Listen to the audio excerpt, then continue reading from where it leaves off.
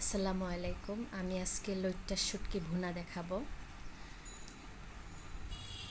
লইট্টার শুটকি নিলাম আমি ধুয়ে ভালো করে। তার সাথে আমি বরবটি আলু কুচি করে কেটে নিয়েছি। শুটকির সাথে আমি বরবটি আলু সবজি একসাথে দিব।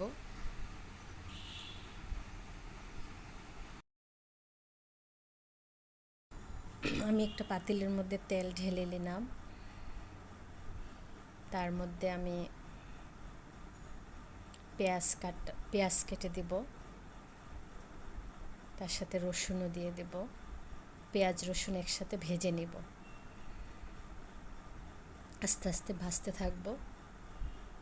সাথে রসুনও দিয়ে দিলাম, রসুন কুচি। আস্তে আস্তে ভেজে নেব, নাড়তে থাকবো।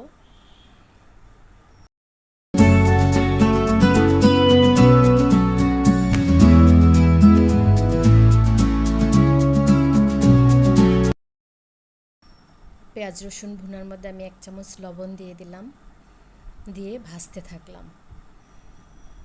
বাদামি হওয়া আগ পর্যন্ত আমি ভাজতে থাকবো।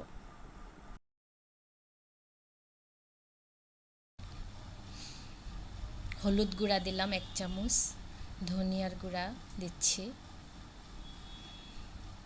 পেঁয়াজটা বাদামি কালার হয়ে যাচ্ছে, এজন্য আমি পানি মিক্সড করলাম, নাড়তে থাকলাম। তারপর আমি মরিচের গুঁড়া দিচ্ছি 1 চা চামচ। একটু বেশিও দেয়া যাবে, একটু ঝাল হলে শুটকি ভুনাটা অনেক মজা হয়। 1 চামচ, তারপর আবার একটু হাফ চামচ দিলাম। এভাবে দিয়ে আমি মশলাটাকে ভুনতে থাকবো। মশলাটা যত ভুনা হবে তত খেতে ভালো লাগবে।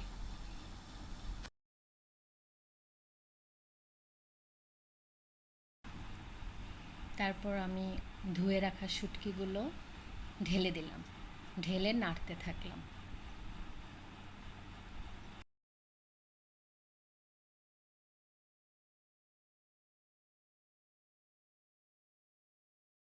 তারপর শুটকিটা ভুনা হতে থাকবে, এর মধ্যে আমি ঢেকে দিব। 5 মিনিট ভুনা হতে হবে।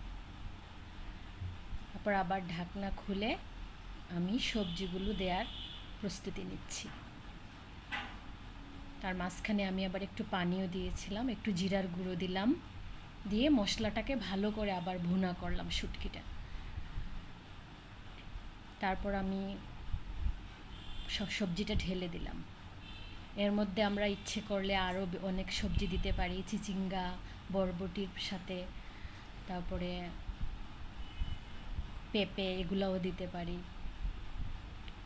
সবজিটাও খাওয়া হবে, শুটকিটাও ভালো লাগবে খেতে। দুটোই পুষ্টি সমৃদ্ধ খাবার। তারপর আস্তে আস্তে ভুনা হতে থাকবে কম আগুনে। তারপর ঢাকনা দিয়ে আবার ঢেকে দিলাম।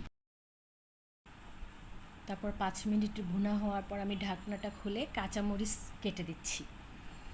কাঁচামরিচ আমি প্রথমে দিই না, মাঝখানে দিই, কারণ বাচ্চারা খাবে। অনেক সময় বেশি ঝাল হয়ে গেলে বাচ্চারা খেতে চায় না।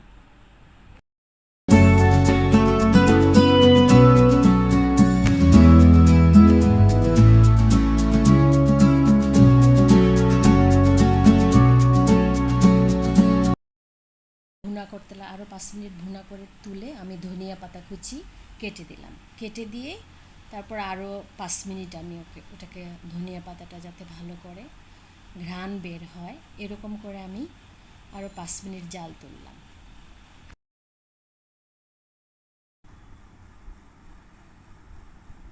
তারপর আলহামদুলিল্লাহ আমার মজাদার শুটকি বোনা হয়ে গেল। আশা করি আপনাদের ভালো লাগবে।